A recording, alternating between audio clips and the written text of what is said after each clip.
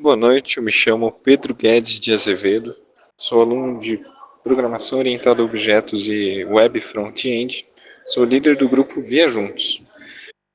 Esse trabalho se trata de uma aplicação web que visa conectar as pessoas no que tange o tema de viagens, por meio de publicações de imagens e textos sobre lugares, assim como por meio de comentários e curtidas dessas publicações. Oi, eu sou a Vitória e eu vou falar um pouco da parte que eu fiz do trabalho.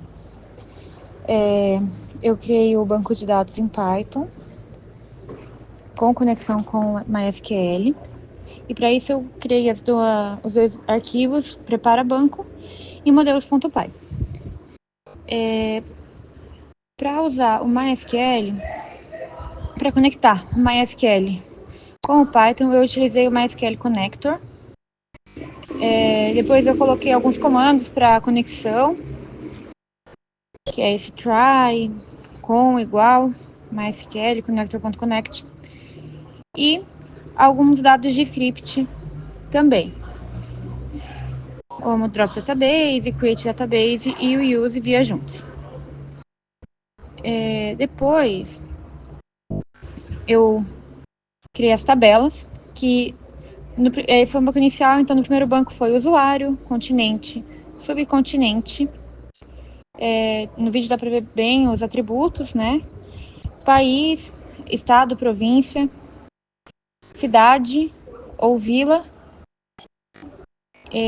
cada um com o ID do anterior, e local. O local seria o atributo não, a entidade que receberia as avaliações, que elas eram segurança, se era seguro para mulheres sozinhas, hospitalidade, acessibilidade, culinária. E nas avaliações poderia se colocar algum texto ou não. E também tinha a tabela de comentários. Tinha a tabela de comentários que estaria junto com as avaliações. Depois eu criei as tabelas, eu usei esse for tabela nome in tables para criar todas as tabelas. E depois eu inseri os usuários, que no caso era só eu mesma, e os continentes, subcontinentes, os países, coloquei os países de quase todos os subcontinentes, daí cidade, estado do Brasil. E ficou assim, não coloquei os locais. E depois eu criei o model, que daí eu criei as classes, usei o SQL Alchemy, criei as classes para cada tabela, com todos os atributos nesse documento, porque na hora de fazer o CRUD, são essas classes que vão ser utilizadas. Então, aqui estão todas as classes que eu fiz, que é correspondente a todas as tabelas. No final, o banco não foi utilizado, mas depois outro participante vai explicar o motivo. Agora, em relação a duas páginas em especial, temos login, que usa, por exemplo, o estado local de e-mail, password e error, que são gerenciados com hook use state. Além disso, é utilizada requisições a partir do Axios no HTTP, né? E with credentials é utilizado para permitir o uso de cookies. Em relação ao tratamento de erro, se acontecer algum erro no percurso do login, né, o estado erro é definido como true. Já em relação ao registro, semelhantemente ao login, também é utilizado o username, e-mail e password, mas agora success, como os estados locais, né, que são gerenciados pelo hook use state. A requisição HTTP também é utilizada pelo Axios, mas nesse caso é register. No caso do tratamento de exceções, o success é dado como true e exibe uma mensagem de sucesso caso o registro venha a ocorrer sem problemas. Bem, nós temos o componente button, que facilita a utilização de componentes, botões, né, e deixa eles mais consistentes. Né? Temos o profile post, que exibe informações básicas das postagens do perfil do usuário. Né? Então, ele apresenta o conteúdo, o título e o autor. Temos o postcard, que é um card mais detalhado para as postagens, incluindo funcionalidades de curtida, sessão e comentários. Né? Ele utiliza a classe CSS e ícones Font Awesome. A Navbar é a barra de navegação do site. Ela utiliza a classe CSS de Navbar.css, né? E inclui links para perfil e logout. Temos também o cabeçalho, né, que é uma barra de navegação e menu lateral. Ele facilita bastante a navegação para o usuário.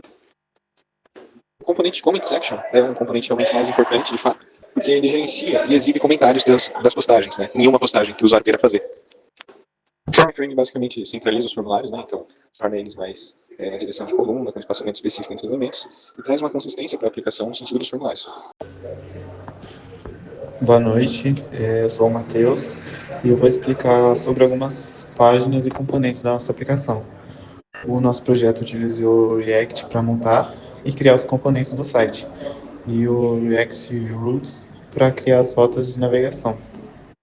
Sobre as estruturas e navegação, a gente tem o app.jsx que configura todo o roteamento do site. Então as rotas são definidas como login, registro, home e perfil.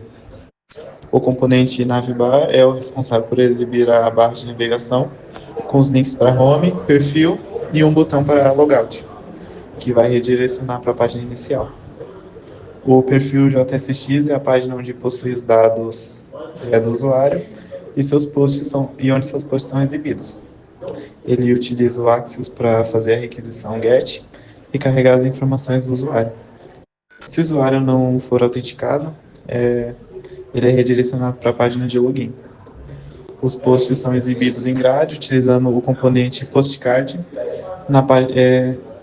onde ele vai ser estilizado em grade. Na página home, o usuário vai poder visualizar os posts recentes e criar novos posts. Ele vai ter um formulário onde ele pode colocar o título, o conteúdo, onde ele pode fazer uma descrição sobre a viagem e uma imagem também, que é opcional. O postcard é o componente que apresenta as informações do post em forma organizada e estilizada, e ele utiliza o PropTypes para que as propriedades estejam no formato correto. A gente também utilizou alguns componentes reutilizáveis, como o button e o input, que possuem efeito visual quando você passa o mouse para focar. Para todos os componentes a gente utilizou classes para estilizar no CSS e garantir que ele tenha uma personalização visual melhor e seja mais agradável, deixe o site organizado e responsivo também. Bom, agora explicando um pouco aqui sobre a estrutura do back-end, nós utilizamos o Flask, e então inicialmente aqui nós temos a declaração das bibliotecas utilizadas e das variáveis globais, e já aqui de cara nós temos a declaração das models, das tabelas do banco de dados.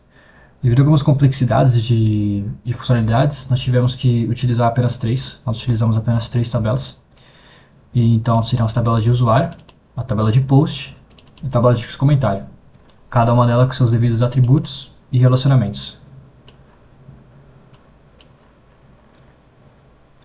Bom, agora mostrando um pouco das rotas, né, que é uma parte bem importante.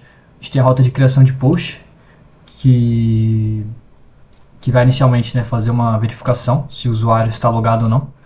Então, no decorrer de toda a aplicação, né, é feita essas verificações esses debug.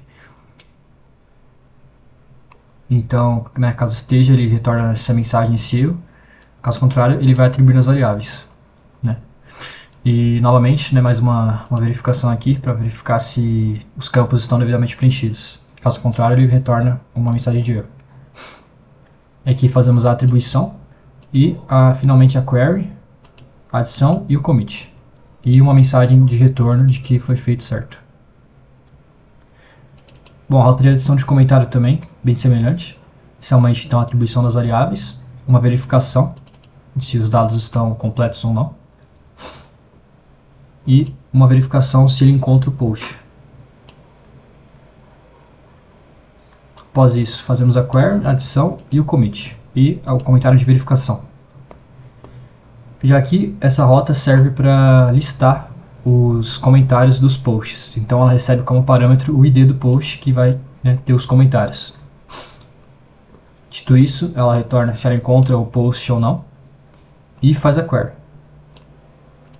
Após isso, faz um laço for e retorna, né, todos os comentários com aquele ID. uma rota de curtir os posts, né? Com uma lógica bem semelhante também. Recebe o ID do post como ID, né? Para saber que foi aquele post específico curtido. Mais verificações para ver se encontra ou não. E aqui, caso encontre, né? Uma adição, né? No atributo de like naquele comentário, naquele post. E uma mensagem de retorno. Agora a rota de registro para criar uma nova conta. Então a atribuição das variáveis. E aqui na variável de senha nós temos um pequeno hash, né, uma criptografia para a senha. Depois eu vou mostrar no banco como ela fica representada. E algumas verificações para tornar alguns atributos únicos, como e-mail e usuário. Então ele verifica se já existe ou não. E dependendo ele retorna essa mensagem e dá um erro, retorna a aplicação. Caso contrário, ele vai fazer a query de inserção na tabela user e vai fazer a adição e o commit. E retornar a mensagem também, novamente. E aqui o login, né? Após o registro do usuário, ele é encaminhado para a tela de login, onde temos uma lógica também semelhante. Você vai atribuir as variáveis e fazer uma verificação também, para verificar se os campos estão preenchidos. E caso esteja, ele vai fazer inserção, vai iniciar uma sessão para rodar com aquele usuário, aquele login, aquele ID do usuário, e passar uma mensagem de que o login foi feito com sucesso. Aqui é a rota home, que vai ser responsável por exibir a maioria dos dados, né? Então vai ser responsável por exibir os posts, né, que estão disponíveis naquele usuário, né, de acordo com a quantidade aqui pelo laço for. E uma rota de perfil, que vai mostrar os dados daquele usuário que está logado, né? Então por isso que normalmente temos uma verificação para verificar se está logado ou não. Caso esteja, né, vai atribuir as variáveis, mais uma verificação aqui para ver se encontra o usuário ou não.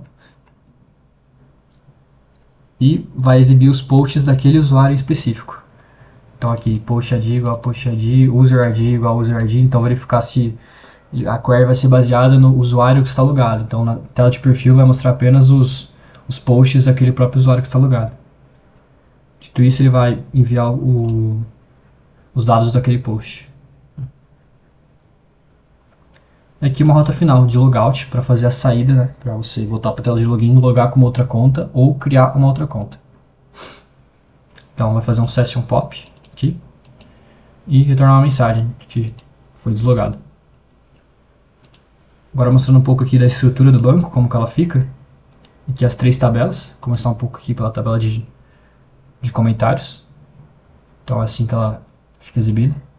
Vai lá, puxa o username, o ID do post que ela está relacionado, o conteúdo, o ID do próprio comentário e a data de criação. Já no post aqui temos uma estrutura diferente, um pouco. O título, o conteúdo, o ID do usuário e o username dele. A gente vê que duas pessoas fizeram comentário, então o ID do post, mesmo sendo posts diferentes, eles mantêm o ID do usuário que está relacionado. E a quantidade de likes também. Ele já consegue puxar aqui. E a tabela do usuário, né, que como eu falei, a senha é criptografada, né, com aquele hash lá. Então, permanece dessa forma aqui. O e-mail, o username e o ID.